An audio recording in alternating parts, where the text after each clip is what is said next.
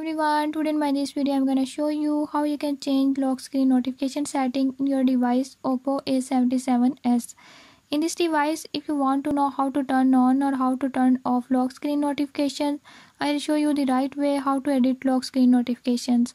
Before I start, if you are new to my channel, don't forget to subscribe and press bell icon. Watch complete video and learn how you can do it. Let's